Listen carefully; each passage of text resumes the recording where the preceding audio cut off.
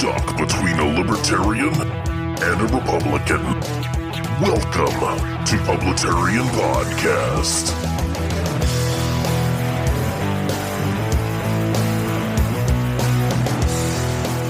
Good morning, good afternoon, and good evening, everybody. This is Ronald Johnson, Publitarian, coming at you again with another episode of Publitarian Podcast. And we have a special guest on today. Tell us about the guest coming up, Mr. Announcer Guy. And now, Publitarian Podcast is proud to have returned that austere creator of horror-based political memes, rising again from the grave like so many Democrat voters, the one, the only, Undead Patriot. That's right, ladies and gentlemen, Undead Patriot, back with us at Publitarian Podcast. How are you doing today, sir? Pretty good. My arm rotted off the other day, but I think I'll be fine. That's good. Well, we wish you a speedy recovery. I mean, when you are an Undead Patriot, those things will happen. Thank you, yeah. The good thing is, because I am undead, I'm not required to take the vaccine, because what's the point? But, Oh, that's funny. Well, we had briefly conversed about a week ago about doing another podcast together, because it seems like we were in similar mindsets about certain conspiracy theories that were floating around the ether, but mainly because there's a certain anniversary coming up, and we know what the anniversary is. Why, it's the anniversary of when everyone got their engineering degrees. Yes. Everybody becomes a structural engineer. Everybody knows how video footage and editing works. Of course, we're talking about the 9/11 anniversary coming up. And so both of us thought, hey, this would be a good time to talk some 9/11 stuff and various other conspiracy theories. So we can jump right in. Where are you at with the 9/11 stuff? Basically, what it boils down to for me is this. Did they have prior knowledge that an attack was coming? Probably. Did they know exactly where and when it was going to be? Maybe they did. Maybe someone did. Maybe someone did and just didn't know specific details how to prevent it. The FBI gets thousands of tips a day. And so I guarantee when stuff started popping off that day, someone went, "Oh, that's the one." Just like Pearl Harbor, did they know an attack was coming? Probably. Did they know the exact nature of it? I don't know. Probably not. But what I do know is there's a lot going on in the world to make you doubt, and there's a lot going on in the world to make you question. But reality has to be the foundation of whatever you decide is the truth. You can't look at the planes hitting the towers and think, well, that's silly because jet fuel doesn't burn high enough burn hot enough to melt steel beams. But it doesn't have to. It just needs to burn hot enough to weaken it enough to not be able to support the weight above it. Not to mention the impact, not to mention the fact that specifically the two towers were constructed in such a way that it required the exterior and interior support beams to be able to stand. Of course, he's talking about tube steel construction, because your podcast host did some research. Yeah. And once you know those basics, it becomes kind of obvious, of course they weren't going to be able to withstand a jumbo jet at speed crashing into them. Of course they were going to fall. And, but you could see demolition charges going off. No, you can't. You could see windows being blown out due to air compression when the building starts to fall. But you can also see the point of failure. Watch the footage. It's all readily available. Mm-hmm. You can see the point of failure right where the planes impacted on both towers. And that's... I get it. I get that it's terrifying to think that a small group of terrorists could pull something like that off. And it's comforting to think, it's comforting in a weird way to think that the government's in control no matter what. Yeah, it's controlled no matter what, and stuff like that couldn't happen unless there was some kind of global cabal behind it. But sometimes evil things just happen. Yeah, I think that's a fair assessment, and a lot of people, especially people on our side of the aisle, the right, are full on and invested in this, and the building 12 is it? I always get it confused. Is it building 12 or building 7? The smaller one next to it. Building 7. Yeah, that's the other one. There's logical explanations to that as well. And I remember watching this video, and I did my own research on this. What's funny is there's so many like readily available conspiracy theory type videos at the top, which is usually like the reverse of that when you're trying to do research. You have like the Google approved stuff at the top. But this time, all the conspiracy theory stuff is readily available at the top of any search engine. And I remember going through and parsing this, and I happened upon this video of a structural engineer who was in Manhattan, I believe, that like ran the model, did computer models, ran the numbers, and he was like, this building fell exactly how it would have fallen if it would had the impact that it had by those planes. He was like, give or take, I think he said give or take a couple of seconds or a couple of minutes or something like that. He's like, they're designed to fall that way. He's like, nothing is surprising when I run my numbers here. And I'm like, is that the conspiracy? Is that there's really no conspiracy? It's that, it happened and we were all, either looking the other way, or the government entities that were in place, like you said, knew something was happening, but didn't quite know where or what. Yeah. It's almost as if buildings aren't designed to handle the impact of a jumbo jet. Much less two. And it's almost as if a terrorist organization looked at the security at airports and thought to themselves, well, these places don't have very high security. We've seen plane hijackings in the past. We could probably very easily get a hold of a couple of these things and do some damage. Yep, and I think that rings true. And looking backwards, especially people maybe like younger than us, don't realize that all of these like nanny government entities that we have in place that may or may not have even been birthed because of 9/11, they didn't exist. So they're like, hey, why couldn't they scramble jets? Why didn't the NSA know about that? There was no, we didn't have that stuff yet. And addressing Building 7, just like the towers themselves weren't designed to handle the impact of a jumbo jet, Building 7 wasn't designed to handle the impact of two giant towers falling on top of it. Like, it... Right. I understand, again, you see a building fall, and buildings are big. It's this big structure that looks like it shouldn't just fall. But you have to put it in context. It wasn't a vacuum. It wasn't just, there's Building 7 1 second, and oops, it just decided to fall down. No, it had its structure weakened from debris. It's right. And what really bothers me, honestly, people can believe whatever they want. It's not the fact that people believe this stuff.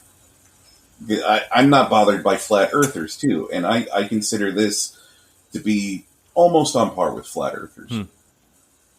But it's, in my mind, talk about it any other time during the year. Literally, you have 364 days to talk about it. But most people choose to just throw up their propaganda on the day itself. Yeah, and it has real world impact on people that either like experienced a family member or a friend or something that went through that, or somebody that's just very personal to them. And then from September 10th to the 12th, they have to endure, Dale Gribble online. And I was gonna reference Rusty Ferguson later on, so how dare you take that from me? But I mean, 3,000. I stole your line. It's okay, but 3,000 civilians died. This wasn't a battle somewhere where people go off with the notion that they might not come back. This was a normal day. These were normal people. These were normal Americans, and 3,000 of them were just snuffed out. And that means all of their loved ones that they're survived by get to live with this every single day. Yep. And every single anniversary of it, every year, instead of it being a day of reverence for the loss of their loved one, it's that, but it's mixed with, well, your loved one was just killed because X, Y, or Z.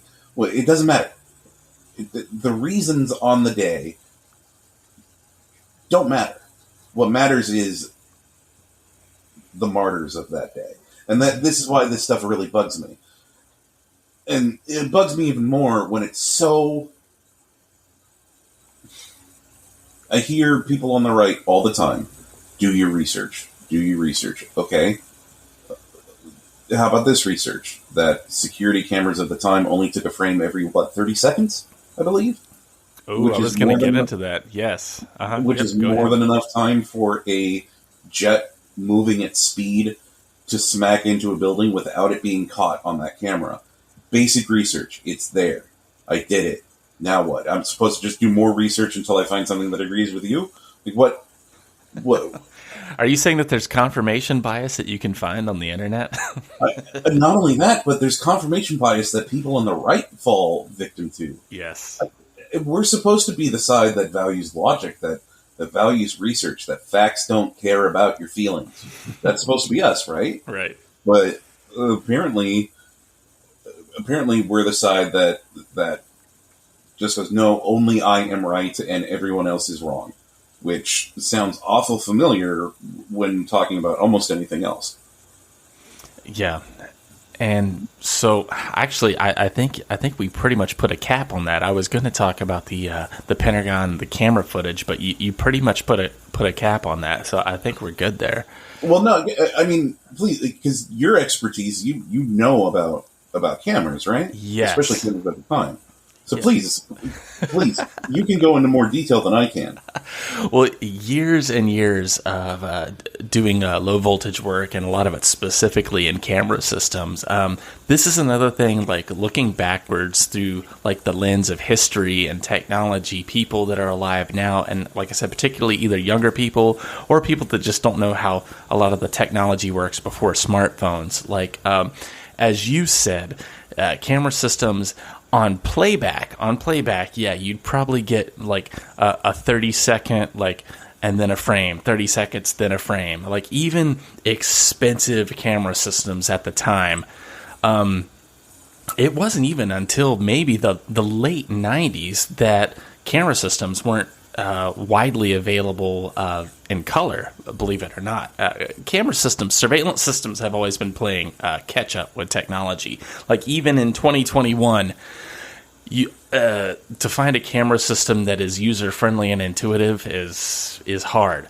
So even on a government building, like, you think the Pentagon, you think they'd have like the best of the best, but as someone that has worked for government entities before, like even like state and local, sometimes they don't get the best of the best. They get whatever the company is contracting to them. So it's not beyond the realm of possibility technology wise for them to not see a plane going into the building, even with the best camera system back then, especially on playback.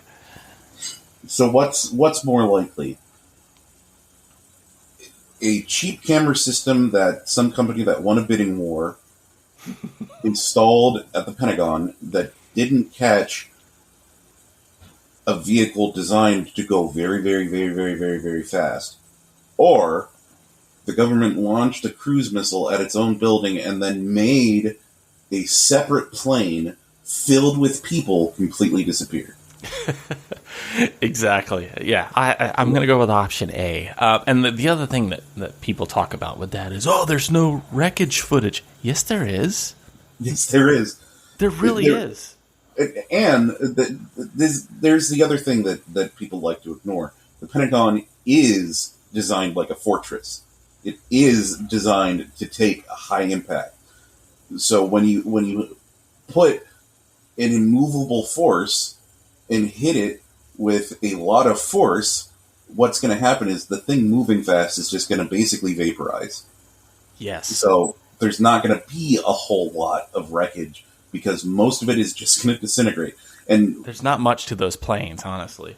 There's not. They're built to go up into the sky, so they have to be pretty light. They're not flying battering rams. Yeah, the material isn't heavy duty. This is basic stuff. This is. I know, it's frustrating, right? It's incredibly frustrating because what happened that day was horrific. But to take it and go, it didn't really happen. It's just like, okay, one, you're trivializing the deaths of close to 3,000 people, but two, you're taking your inability to process it and you're applying it to everyone else. Right. And the danger of this attitude, I mean, all this, again, as insulting as it is to see it on the day, I could live with it, but it's indicative of a wider problem with people on the right. And this is what I'll always say this is why I'll always say that the left will ultimately win because they know how to unify. At the very least, they can operate as a hive mind and get their goals achieved. But people on the right, I think this is the problem with people that are so fiercely independent. And that's not a bad thing, but that makes operating as a group much more difficult because instead of one unified will with 1,000 avatars, you have 1,000 independent minds that can't agree on anything. And when I say can't agree on anything, we can't even agree that a plane flying into a building is going to make the building fall down. And the new version of this is the vaccine. Mm-hmm. And I know there's a lot of feelings about this, but we've gotten to a point where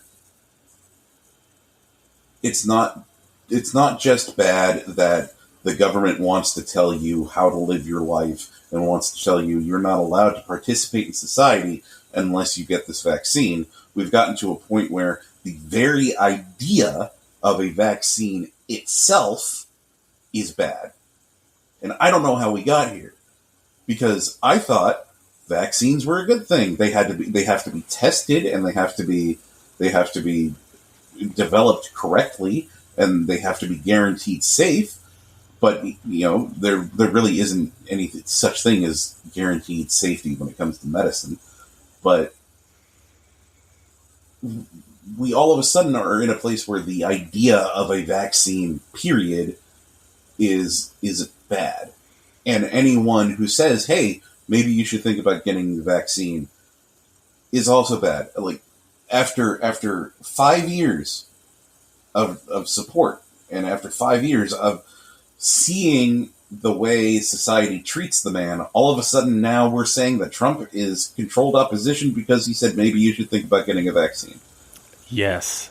I mean, that's one of the hardest, no pun intended, one of the hardest pills to swallow about all of this. We on the right, it's like herding cats, I've said before on previous podcasts. Like, we're so fiercely, independent, and we're so distrusting because we know the media is this and that, and big tech is this and that we can't even pick out our friends anymore, and to go to some logical leap of the one dude in the swamp that's been fighting for you for years is now controlled opposition because he just happens to be 80 years old and has a certain opinion about vaccines. Now all of a sudden he's the enemy. I don't know how people are jumping from that point over to point B. It's insane to me. And I see them like looking for other reasons to rationalize that. Well, he didn't get anything done. I mean, one, he got a lot done, and two, he was literally the most harassed president I have ever witnessed. And I don't think even Nixon was under as much of a microscope every millisecond of every day as Trump was. He was constantly everything that he ever tried to do. Waiting for him to mess up.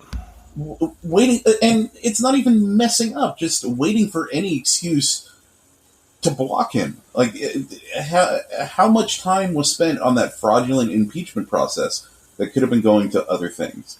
Oh, for sure. Like that. If they had treated him anywhere close to how they had treated Bush, they still didn't.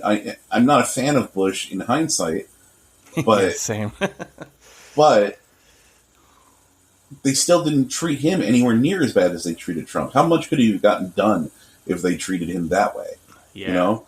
So looking back in hindsight and saying, well, he didn't get everything he said he was going to do done. Okay, fine.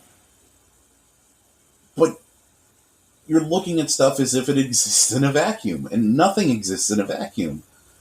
And it's... And we don't have saints running for office. We don't.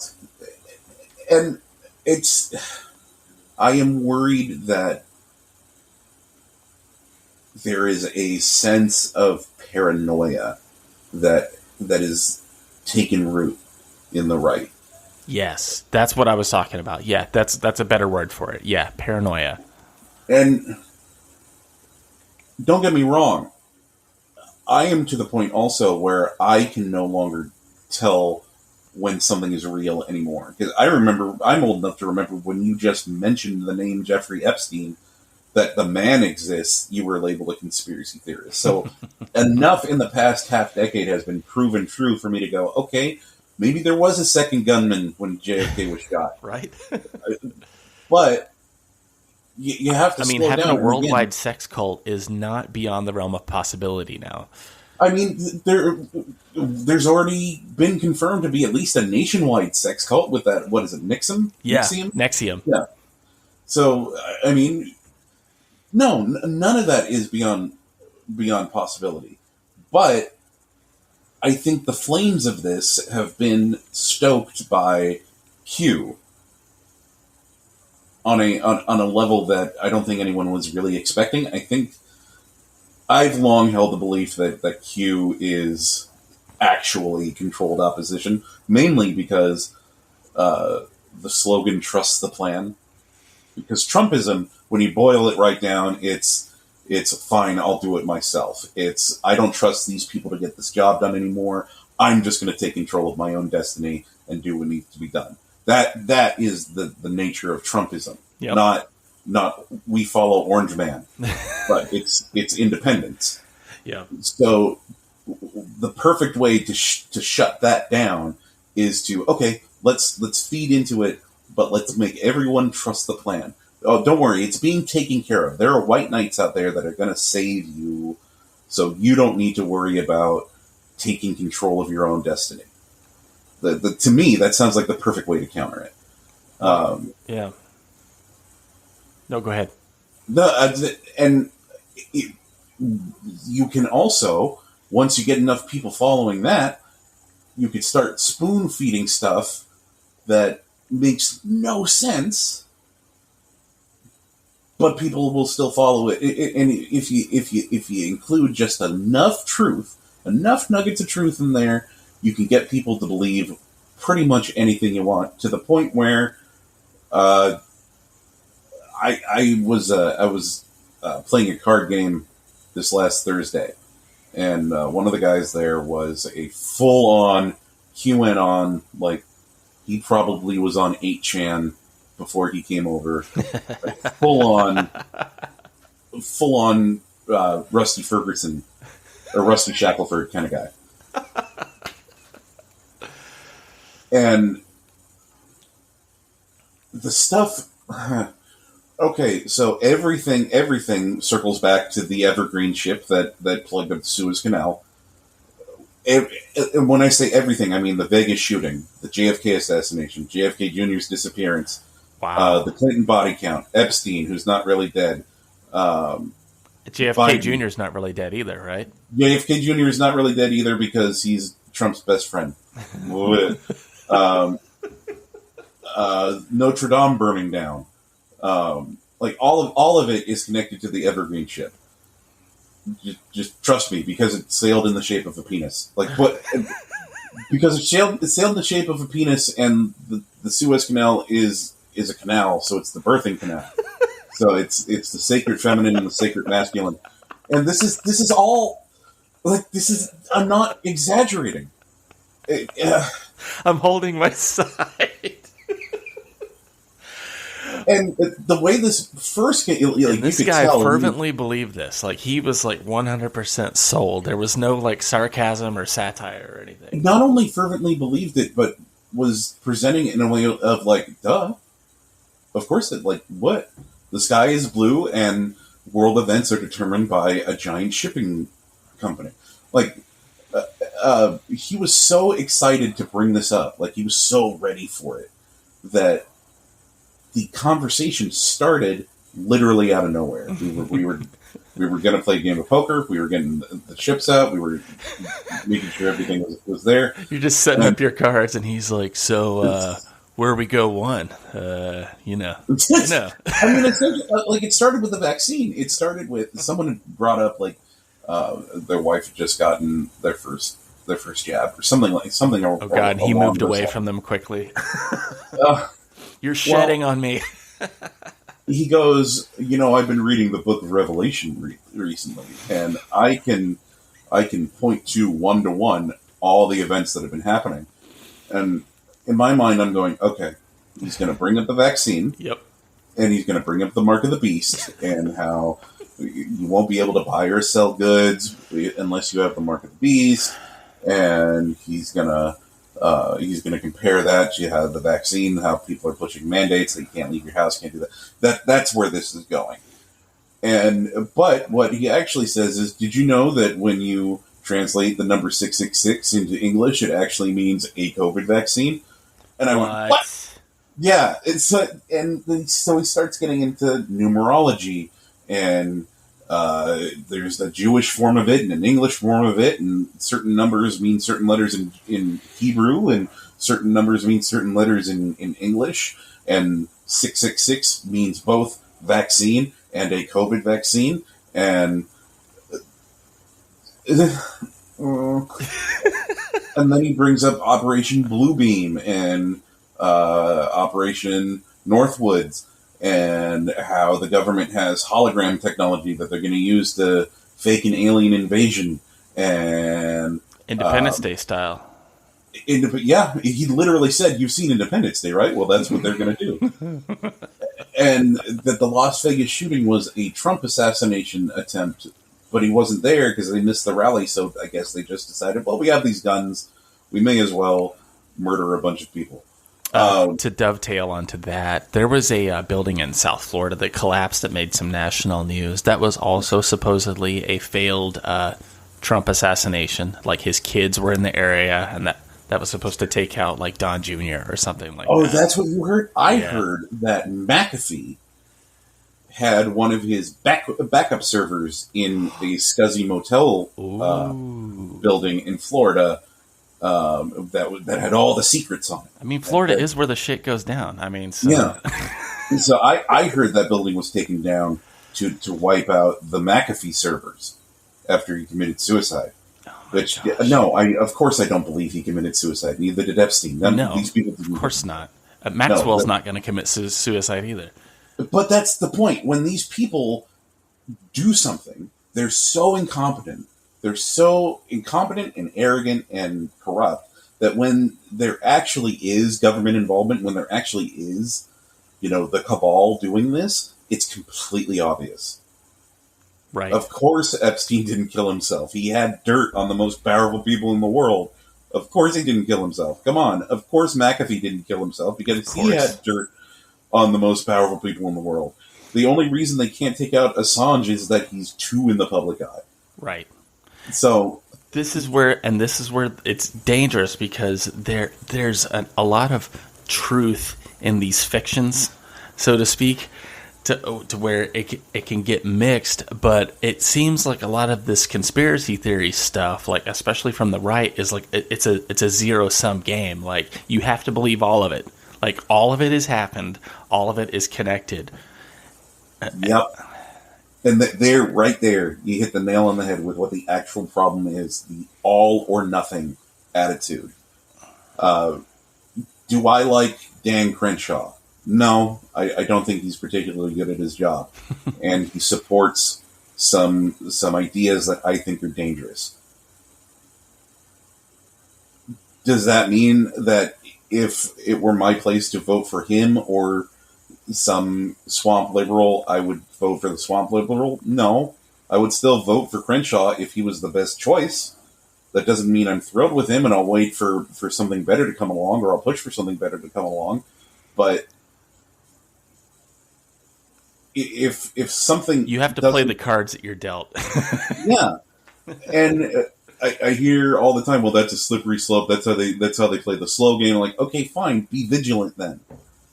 Right. This is supposed to be fine. I'll do it myself. And if the most you can do is vote for a candidate, you also can hold that candidate to account. Responsible. Yeah, that's our job to do.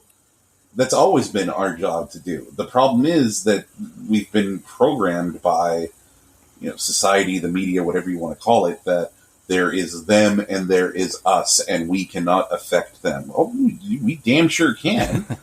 We just don't anymore because we see it on the internet and we know it's true, but it seems so separate and other that we can't affect it. Right.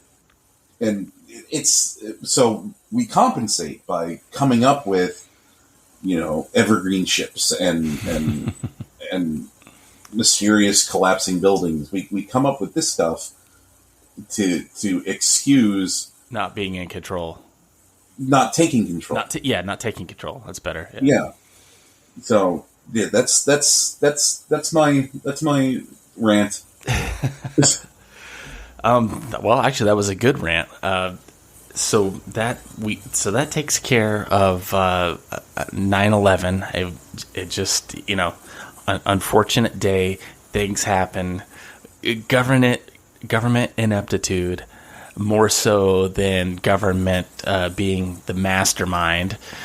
And I also wanted to touch on a couple of others as well, because, there's plenty of conspiracy theories out there. There was one, actually, that you sent to me maybe a couple of months ago, and I wanted to talk about it. And it's about the national parks and the kids disappearing, or people in general disappearing. I actually wanted to touch on that one, too. See, this one's, to me, this is just kind of a fun one. I mean, I say fun, but it's still, like, people disappearing is actually true. But one second. I mean, if the parents don't like their kids, it's fun, I did have... here we go. I did my own research, too. Oh, you were ready. I thought I was throwing you a curveball. No, I'm always ready to talk about weird stuff. And so, I mean, statistically, you can look at, if you look at a map of the United States that has disappearances marked on it, and then if you look at the map of the United States where it has cave systems, they line up very closely. Ooh. I'm not going to say 1-to-1 because I don't think it's quite that much, but they line up very closely. And most of those areas are within national parks. So the idea is the national park system was set up by Theodore Roosevelt, who was an avid outdoorsman and someone that would like to, explore and hunt and blah, blah, blah. And so what better way if the government were to become aware of something that needed to be hidden, what better way than to hide it in plain sight, create the National Parks Act, and all this land is suddenly owned and curated by the government, and you're not even allowed to go there anymore. Okay. So, and to this day, people that do wander off the path usually end up disappearing. And there's weird stories. Like, I'm not like, yeah, the notion of some secret, like the National Park Service isn't the Men in Black, but there's weird stuff like people that disappear and then are then found 10 days later, perfectly fine, not malnourished or anything, and their sense of time is off. Or children that disappear and then are found later that same day 100 miles away from where they were initially found. Like, weird stuff like that does happen, and it's well documented. And there's this one incident specifically of a little boy that disappeared in the Smoky Mountains named Dennis Martin in 1969. And this was just a normal missing persons case, and there was a normal search, except for the Green Berets got involved. For some reason, like, the Green Berets were involved with this search. The kid wasn't a senator's kid or anything like that. Interesting. See, that was going to be my next question. Was it like a politician's kid or something like that? No, he was just a normal kid, and he disappeared. His family was just on vacation, and during the search, they didn't even know the Green Berets were going to be there. They just, helicopters showed up, and a platoon of Green Berets searched as well. They didn't really even coordinate with the people that were searching, so apparently they were looking for something as well. So weird stuff like that does happen. I'm not going to sit here and say, here's what it is, Bigfoot's an alien, and they've been working with Bigfoot in their underground bunkers in the Smoky Mountains. But I was waiting for you to use your like best Alex Jones voice and tell me that they're like harvesting these kids, like, you know, under the cave system for adrenochrome or something like that. But you didn't go there. I don't do a very good Alex Jones. I wish I did, but I don't want to insult the man. And you know, while we're on the subject of conspiracy theories, I do believe that man in particular has been right more often than he's been wrong. Okay, well, see, you said it and I didn't. I was going to be like, hey, you know, he's like everybody's classic, you know, punching bag, but damn, dude, he was like predicting stuff like a decade ago that's happening now. And it's not even like when he talks about interdimensional demons and how, like, that stuff doesn't bother me. It's when it's, oh, Sandy Hook was completely fake. Oops, hold on. Now we're getting into steel beams don't melt. Jet fuel. With jet fuel. So like, it's the grounded stuff. It's the stuff where you have to apply reality to it. And the reality is a bunch of kids died at Sandy Hook because a madman with a gun wasn't stopped by someone. Now, he did try to come back later and be like, hey, I never said it was a hoax. I just said I had questions and everything else. But I swear in my mind, I remember him like leading that charge. But, you know, maybe I'm misremembering. The other possibility is you aren't misremembering, and maybe he's just changed his view and is trying to save face, which is also fine.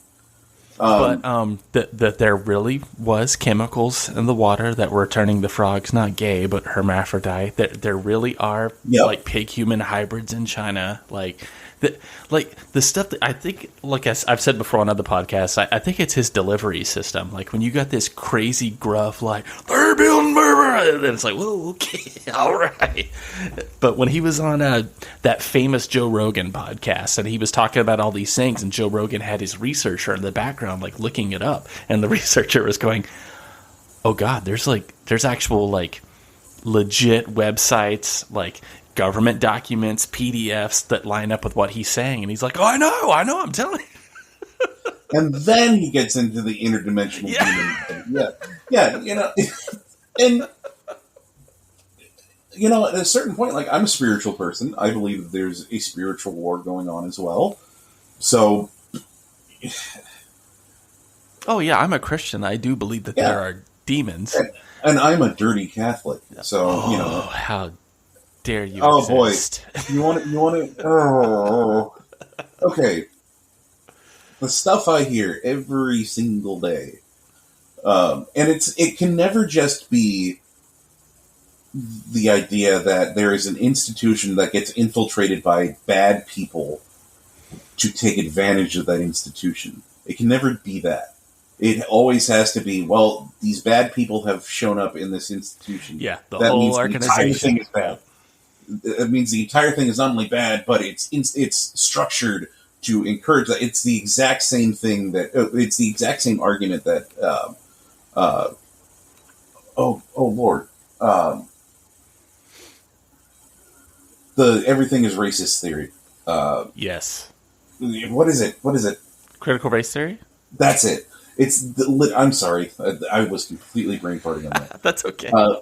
It's the exact same argument that critical race theorists use. It's literally, oh, well, it can't just be that here's society and some bad eggs take advantage of some certain things to push their own goals, and that's at the cost of other people. Nope, that means the entire system is built from the ground up to be specifically racist, so the entire thing needs to be ripped down because the whole thing is evil.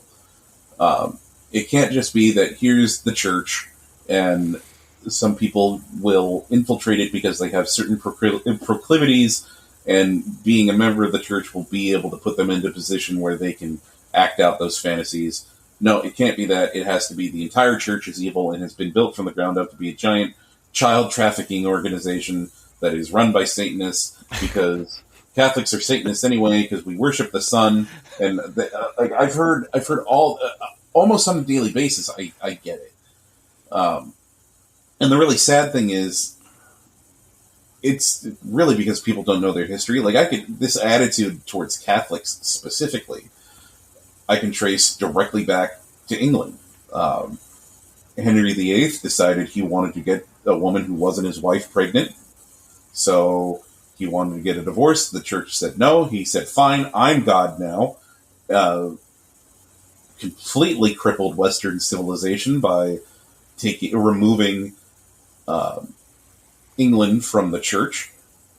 And from then on, Catholics were evil in England. There's actually still Episcopalians to this day, which I think is Episcopalians and Anglicans. And I'm not talking about it wasn't Catholics are public enemy number one, but the Reformation was literally Catholics being purged from society. So you add a couple hundred years onto that, and all of a sudden there are colonies that spawn from this same country. The state of Maryland exists because it was a ghetto for Catholics. Maryland? Yep. That's where all the Catholics are sent, because you have these people that spawn from the same society that Catholics were rejected from. Then you fight a war against the homeland, and now there's independence, but those attitudes are still there. So when the Irish come over, another 75 years later, the dirty Irish Catholics get to sign one piece of paper to become an American citizen and another piece of paper to go fight against Johnny Reb. And society, as far as society was concerned, on the social ladder, there were freed blacks, and then right above them were Irish, barely, and then there was everyone else. The Irish were treated just as poorly as black people were in the South. Yeah, and this isn't a conspiracy theory. This is fact. Yeah, to the point where that meme of redheads not having souls comes from that. That's a leftover from that, and it's all because the Irish were Catholic, and the English weren't. The English hated the Irish because they were Catholic, and those attitudes spread to America, and they still persist today. And it takes the form of the Pope is evil because there is a sculpture in the Vatican that depicts hell. So that means that he's a really big fan of hell. Yeah, well, even though, again, let's ignore reality, the sculpture is actually of Jesus emerging from hell after going into the pit for 3 days after he was crucified. That's what the sculpture actually is. So yeah, it depicts hell, but it depicts Jesus rising from hell. But it can't just be, I don't agree with this organization. I don't agree with some of the beliefs of Catholicism. I don't like its structure, whatever. It can't just be that. It has to be, oh, they're all evil child traffickers, and everyone who's a Catholic is complicit. With yeah, man, what a leap, huh? And I'm sorry again. That was a long rant, but this is one that particularly bugs me because it is again literally the exact same argument that critical race theorists use, just apply to religion instead of race, and it's the exact same thing. Yep. Leftism in general is guilty of doing that a lot. I've used this analogy before of like cars going over a bridge, going from one landmass to another. It's a big, huge bridge. The cars are all stuck on the bridge. All of a sudden, a cable breaks on one of the suspensions on the bridge. And they're like, how are we going to fix this cable? And all the leftists just go, blow up the bridge. Yeah. And I'm like, okay, but that will fix the problem because the bridge won't be there anymore. But what about all the cars that are already on the bridge? What about, the structure? And from my experience as a Catholic in the political sphere on social media, the right is just as guilty of it. Yes. Just in different ways. And it's frustrating because we're not supposed to be that way. And I think it's just two different approaches. Approaches like the left, leftism is all into, like, the new buzzword now is deconstructionism. Everything needs to be deconstructed. And the right, instead of deconstructing it, they approach it from a different angle. Well, you're just wrong and you need to be, gone. It's not even like a deconstruction. It's just like, nope, it's denial. Yeah, there we go. That's the word I was looking for. Yeah. But I see the same attitudes with that. That's one of the reasons why I push horror movies the way I do, because when I was a kid, I had friends that couldn't see any movie that was rated R, no matter what it was, no matter what it was about. Unless they had a cool dad like me. Yeah, well, that was the rule, and attitudes like this start there. You can't just blindly reject something because you don't like a few things about it, because you have that all or nothing attitude. It's either you teach your kids to see author's intent and take what is good out of something and reject the rest, or you teach them to reject all of it if it doesn't apply to your specific worldview, and that leads to where we are now. Well, any of my listeners, I'm sure, would be familiar with you and your work, but just in case, Undead Patriot is a creator of mainly like I would say horror-based memes, and really to the point, and I mean, you're good at what you do. And what the interesting thing about horror and that genre, and we've talked about this before, but for me, that genre, and you could speak about this better than I could, but that genre is really good at, like, I don't want to say teaching lessons to people, but there's another word that I'm thinking of besides teaching lessons to people, but like having a moral to the story. Sometimes it's not just, shocking people just to shock people. It's just like, okay, here's what happens if you do A, B will happen, yada, yada. I'm glad you brought that up, because science fiction used to be the genre that, allegorical stories about the human condition would be told. Star Trek, the original series, was famous for it. You have beings that are half white and half black on one side, and then another member of their race is half white and half black on the other side. They're flipped. And isn't racism stupid because you guys look exactly the same? You're just mirror images of each other. It used to be that, but it was still an episode of Star Trek. There was the fun science fiction-y stuff. There was just that underlying message of it.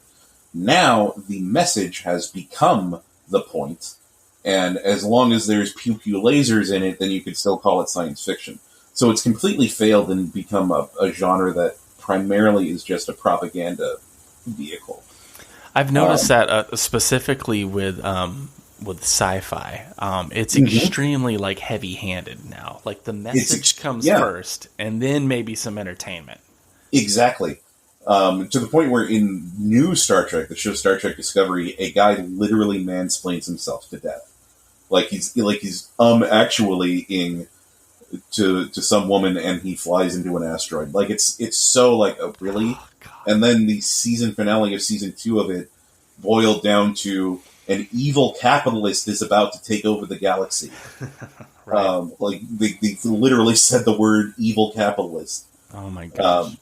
So that's what science fiction has become. The difference with horror, you can do the same thing. You can have it be allegorical stories about the human condition.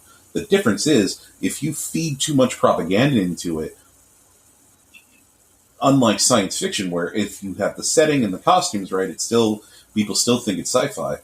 But if you try to do that with horror, because fear is something fundamental to everyone. Yep, everybody has it. Yeah, but if you pump the message too hard and all of a sudden it's not scary anymore, then it's not horror anymore. Now it's just propaganda with some blood poured on it. So it fails. My favorite example of this is the Chucky franchise. I love that franchise because it's been written by the same guy for 30 plus years, and it's only gotten weirder and weirder as time goes on. But the latest, I have only seen the original one, like the Child's Play, the original one. It's the only one I've ever seen. Child's Play is great. That's another one that it's such a strong entry point because the idea of the cosmic sin that people commit in horror movies that they are then punished for doesn't exist. There's no teens having sex, so a slasher kills them. There's no company building on top of a gravesite, so ghosts haunt. There's nothing like that. It's literally just a single mother wants to give her son, who's presented as a good kid, just young and does annoying young kid stuff, a Christmas present of the hot new toy, but she can't afford it, so she gets it from a street peddler. And that street peddler just happens to be selling a version of the doll that's haunted by the ghost of a serial killer. But there's no sin. They're not being punished for anything. A bad thing just happened because they were in the wrong place at the wrong time. And that, with the subsequent movies, it goes on to illustrate that one decision ruined both of their lives completely. But it wasn't out of a place of greed. It wasn't out of a place of malice. It was just a good mother trying to do a good thing. And sometimes that just happens in life. And sometimes it just happens. But with the latest one, the latest movie is Cult of Chucky, and it just came out a couple of years ago. It starts with Andy, the boy from the first movie, who is now a grown man, on a date. And his date goes, I Googled you, and she background checked him and found out that he has a gun license and a bunch of guns.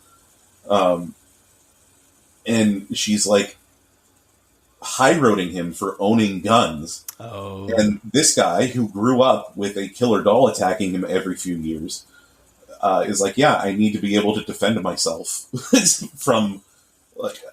and he does say, I believe in common sense gun control, blah, blah, blah. But the message is clear. The message is, yeah, there are real threats, and, maybe not everyone has a killer doll that's possessed by a serial killer after them every few years, but there are threats in the world, and you need to be able to defend yourself. Right. Whether that be a tyrannical government, or a mugger, or a supernatural killer. But interdimensional space demon. Yeah. But I'm watching a movie called Cult of Chucky, and it begins with a guy advocating the Second Amendment. And it's like, damn, I can't think of anywhere where this would fly anymore. Yeah. Imagine,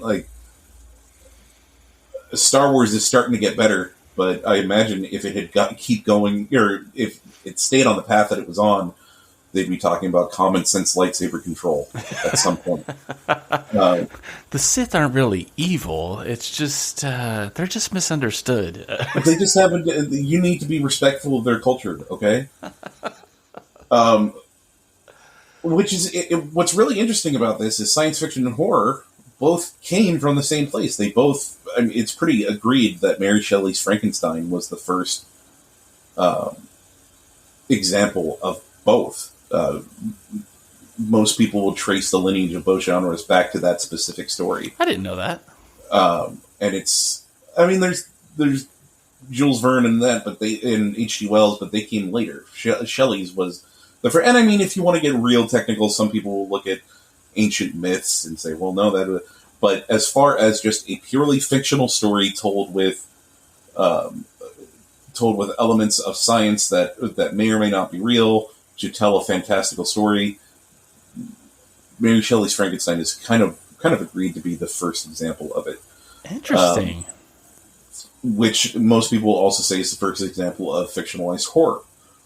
So horror and science fiction were birthed from the same egg. It's like they were designed to function in the same way. One just completely got taken over by propaganda, but the other is kind of insulated against that. So yeah, that's why I gravitate towards horror, and that's why I believe in no, and I fervently believe this. I believe horror will save Western civilization. But yeah, that's and you can find these on my Instagram, which is Dawn of the Undead Patriot. Wherever, if I'm not blocked, I think I'm shadow banned right now. Again, I don't know. I am too. On Instagram, I've had 5,800 followers, and I've had that for more than a year. I'll gain 100 and lose 300, and the little algorithm will play with me. Twice a year, they'll open up the floodgates, and I'll gain like 300 followers in a week, and then it'll all go away again. So I feel your pain. It's fun. I can't even tag you and stuff right now. I used to have you on my list to tag you in my posts.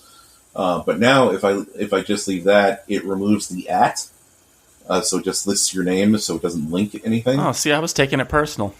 And if I post a story and want to tag you in that, it'll only bring up your backup. It won't bring you up. And if I type it in specifically, it'll say you can't tag this person.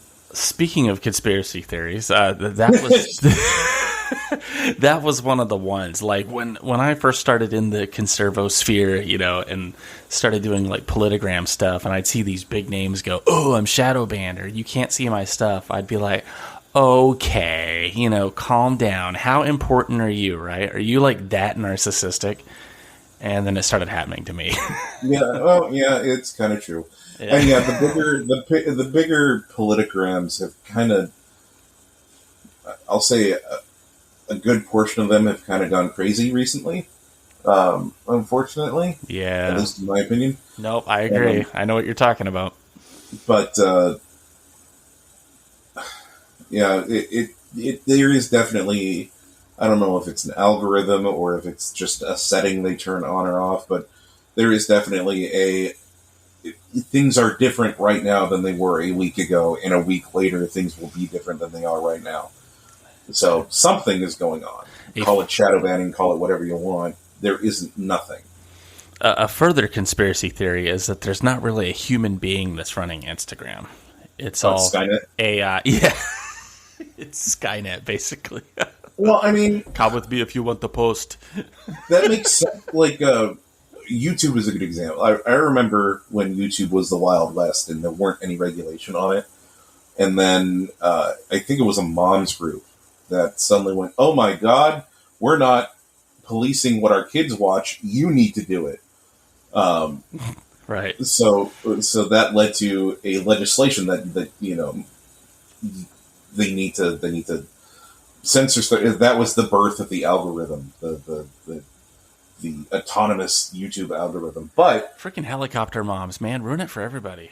How do you police? Isn't the statistic like 8 million hours gets upgraded or updated to YouTube every hour or something like that? Yeah, you can't. It would have to be some kind of algorithm. Yeah, you literally cannot hire enough people to police all that. It has to be done by computers.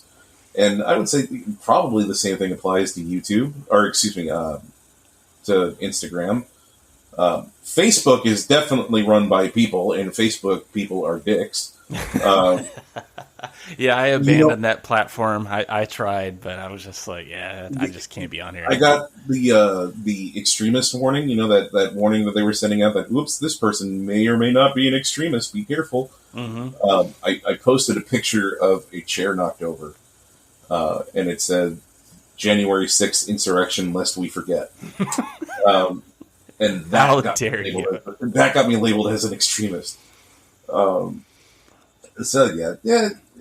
I don't know what you want to call it. I don't know what the inner workings of... I know YouTube is definitely run by computers. I don't know what the inner workings of Instagram are because it's owned by Facebook. But whether you want to call it human-controlled or whether you want to call it algorithm-controlled, humans still feed the algorithm what to look for.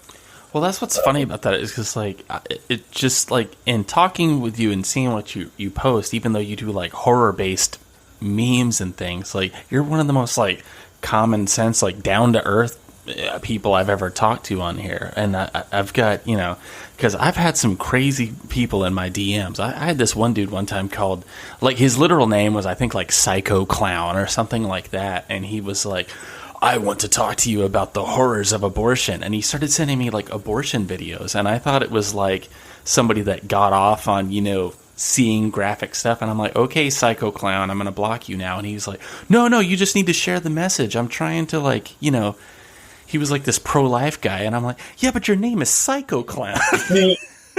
Yeah, that's the, like, there's a fair amount of people that do it just to, like, even if their political views align with us, they're still there just to troll. Yeah. So I was like, this guy's got to either be crazy or a troll. I don't know. I've gotten to the point, especially with abortion, I won't even engage in an argument anymore. Oh, no.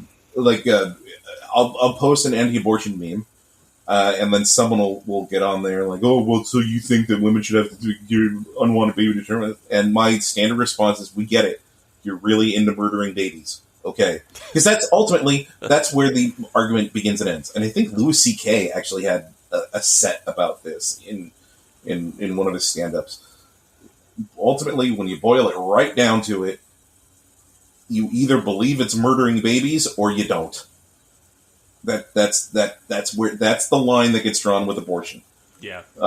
So there isn't anything that is ever going to convince me that it's not murdering a baby, and that murdering a baby is bad. That is a set in stone thing that is never going to change. So what is the point in engaging in an argument about it? Yeah, because usually the argument is happening at, like, another point. Like, who gets to decide this or that, and they've missed, you know, the whole original point back here of what it is. It's like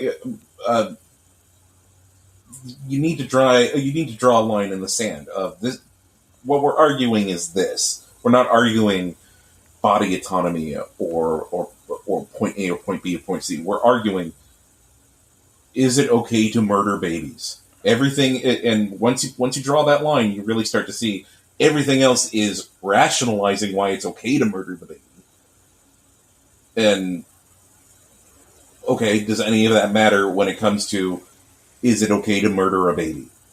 But people, they still miss the point. And I don't even think they're doing it intentionally. Like, recently I posted just a wall of text about the vaccine and how, okay, can we stop demonizing people that choose to get the vaccine and start demonizing the people that try to force it on other people?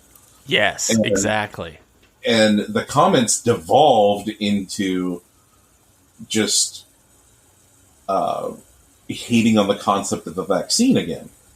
And it's like, okay, that's not what I am talking about. I am talking about there are, people have legitimate reasons for wanting to get the vaccine, whatever they are. If they're not legitimate to you, they're legitimate to them. And as long as they get it and they want to go on living their lives and not force you to get it, that's fine. See, this is where the argument of my body, my choice actually applies. Right. Everything that pro-choicers use actually applies to the vaccine. Because it's not debating whether or not it's okay to murder this baby. And one of the terms I see leftists throwing around all the time is false equivalency. Here's your actual false equivalency. The actual false equivalency is you cannot compare injecting or forcing someone to get an injection because you say so with, hey, I don't think my tax money should go to you being able to murder that baby. Right. Exactly. But I see the same ridiculousness on both sides. With pro-choicers, it's here's all the rationale I think. Here's all my rationale for why it's okay to murder that baby. And on the right, with the vaccine, it's here's all the rationale I have for bullying someone for wanting to get the vaccine or saying people should get it without actually trying to force them. So it's mirror images of each other. Again, I find myself lost. I used to want to call myself the undead conservative, but conservative isn't a word that applies to me anymore. I mean, you're in the same place. You have that weird hybrid name. Yep. But I think my views are too right leaning to call myself a libertarian. Right. Because I don't believe in no government. I believe the government serves a very genuine purpose. Yes. And I don't believe all taxation is theft. I believe excessive taxation is theft. Yep. So I don't know where I land at this point. I believe that a homosexual couple should be able to protect their pot farm and their adopted baby with guns. That's pretty much where I'm at, too. While watching horror movies. And if they want to struggle with their faith, that is on them. That's a conversation between them and God, not me and them. Yes, yes. Where do I land politically with that? You sound like a publicitarian to me, but, maybe I should start a movement.